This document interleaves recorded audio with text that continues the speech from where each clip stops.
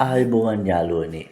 පහුගිය දවස්වල ඉතාමත් කලබගෑනියකට ආන්දෝලනයකට ලකුණු සිද්ධියක් ගැනයි අද අපි කතා කරන්නේ. පූජ්‍ය පල්ලේගම සෝමරතන හිමියන්.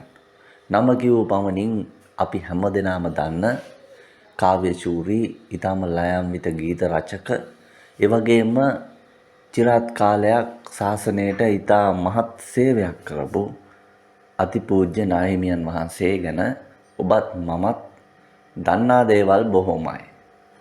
හැබැයි පහුගිය සති කිහිපය පුරාවට YouTube එකෙත් අන්තර්ජාලයේ තැන් තැන්වලත් මාධ්‍ය සාකච්ඡාවලත් සෝමරතන හිමියන් පතුරු ගහන්න බොහෝ දෙනා කටයුතු කරන්නේ එතුමා ලිංගික අපචාර බාල අපරාධ සම්බන්ධයෙන් චෝදනාවට ලක්වීම හේතු වෙනවා. මෙතෙන්දී අපි හැමෝම මතක තියාගන්න ඕන දෙයක් තමයි අපගේ ශාස්ත්‍රූවරයන්න් වහන්සේ වෙන බුදුරජාණන් වහන්සේටත් චෝදනා එල්ල වුණා. සුන්දරී භාරද්වාජ කතාව ඔබට මට හොඳට මතක ඇති. මම මේ වැඩිමනක් කතා කරන්නේ බෞද්ධයන්ටයි. බහුතරයක් බෞද්ධයන් සිටින ශ්‍රී ලංකාවේ මේ වන විට සෝමරතන හිමියන් හෙලා දකින අය බොහොමයක් ඉන්නවා. පළවෙනි ප්‍රස්තුතය තමයි අපේ රටේ ලිංගික අපචාර බාල අපරාධ කරපු එකම අවස්ථාව මෙය නොවේ. නමුත් අතිපූජ්‍ය සෝමරතන හිමියන් අපේ රටේ මුදුන් මල්කඩ වැනි අටමස්ථානාධිපති විදිහට, ඒ වගේම ඒ ජයශ්‍රී විජයශ්‍රී බෝධිරජාණන් වහන්සේට පූජෝපහාර කරන ඒ භාරකාරීත්වය දරන උතුමන් වහන්සේ නමක් කියන එක අපි හැමදෙනාම අමතක කරන වෙලාවක් දැන් ඇවිල්ලා තියෙනවා. ඒක ඇත්තටම හොඳද? නීතිය සියලු දෙනාටම එක හා සමාන විය යුතු. නමුත් අපි කල්පනා කරන්න ඕන දේවල් බොහොමයක් තිබෙනවා. පහුගිය කාලේ, විශේෂයෙන්ම මේ පහුගිය අවුරුදු කිහිපේ ශ්‍රී ලංකාවේ බුද්ධ ආගමට රාජ්‍ය අනුග්‍රහය ලැබුණද? ඇත්තටම රාජ්‍ය පිටුවහල ලැබිලාද? ඒ වගේම අපගේ සදාචාරය, අපගේ බුදුදහම, අපගේ ආගමට මොන වගේ ගර්ජන එල්ල වෙලා තියෙනවද කියන එක. මේකට එක උදාහරණයක් මම ඔබට ගේන්නම්. දළදා වරුණ කියලා ඔබට මතක ඇති පත්තරයක් ලංකාවේ තිබ්බා. ඔබ බෞද්ධයෙක් නම් ගොඩක් පන්සල්වල නොමිලේ තමයි මේ පත්තරේ ලබා දුන්නේ. මේ පත්තරේ ලංකාවේ ලේක් හවුස් එකෙන් රජයේ වියදමෙන් ගහලා දළදා මාලිගාවට නොමිලේ ලබා දුන්න බෙදා දෙන්න. දළදා වරුණ. ඊටාම වැදගත් පත්තරයක්. බෞද්ධ පත්තරයක්. ශ්‍රී ලංකාවේ මුදුල්මකට කිව්වොත් දළදා මාලිගාව, ඒකත් නිවැරදි. දළදා මාලිගාව අටම ස්ථානයේ රුවන්වැලි සෑය කියන්නේ ලංකාවේ ප්‍රධානම බෞද්ධ මධ්‍යස්ථාන කිහිපය. ඉතින් මේ චෝදනා එල්ලලා තියෙන්නේ ඒ ප්‍රධානම බෞද්ධ මධ්‍යස්ථාන වලින් එකක විහාරාධිපති හිමි නමකට. කොහොම වුණත් නීතිය, ඒ වගේම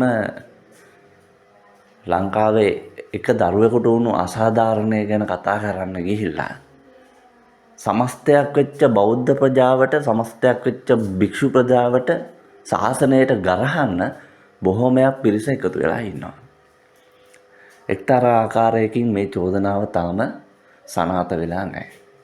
එක පැත්තකින් මේ චෝදනාවට ලකුණු දැරියව ඒ හිමිනමට ලබා දෙන්නේ ඒ දරුවගේ අම්මා. ඒක අහස පොළොව උහුලන්නේ නැති තවත් කාරණාවක්. අම්මා කෙනෙක් එහෙම කරයිද කියන ප්‍රශ්නකුත් තියෙනවා.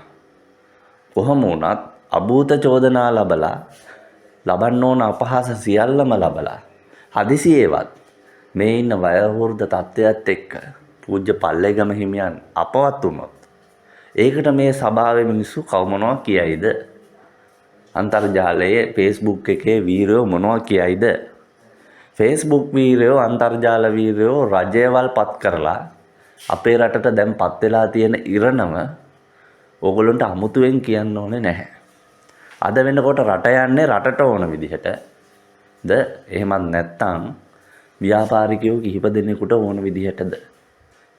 ඒ වගේම දේශපාලඥයෝ වැඩ කරන්නේ රටට නීතියට මිනිසුන්ට ඕන විදිහටද එහෙමත් නැත්තම් තමන්ගේ හිතුමනාපෙටද කියන එක ඔයාට මට ආය අමුතුවෙන් පැහැදිලි කරන්න ඕනේ නැහැ. ඉතින් කාරණාව බොහොම පැහැදිලි.